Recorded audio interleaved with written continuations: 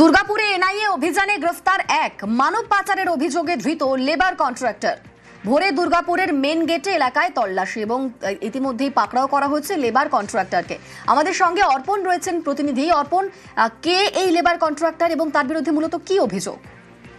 দেখো, একেবারেই কিন্তু ছত্তিশগড়ের বাসিন্দা যেটা জানা যাচ্ছে, গুলাম জামা।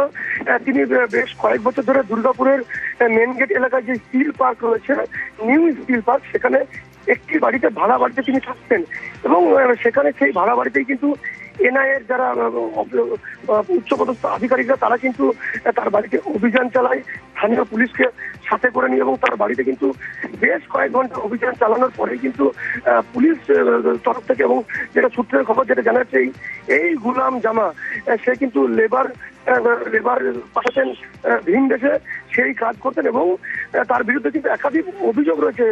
ভিন দেশে যেরকম লেবার এখান থেকে সাপ্লাই করতেন এবং সেখানে কিন্তু পাসপোর্ট, সেই পাসপোর্ট কিন্তু জালিয়াতির অভিযোগ।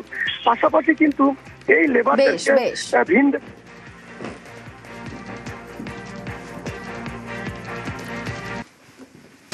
पब्लिक यहाँ पर भीड़ लगाए हुए हैं, पुलिस की गाड़ी है, टाटा सुमो है। एक्चुअली इनको हम नहीं जानते हैं, इनका ससुर जी इधर में घर बना रहे हैं, वो गवर्नमेंट एम्प्लॉई है, रिटायरमेंट है SCL का, उनका ये दामाद है, बस इतनी जानकारी है। वो नाम क्या है वो भी नहीं हमको नहीं मालूम। भाड़ा में रहते? हाँ, किराए पे। कितने दिन आए थे?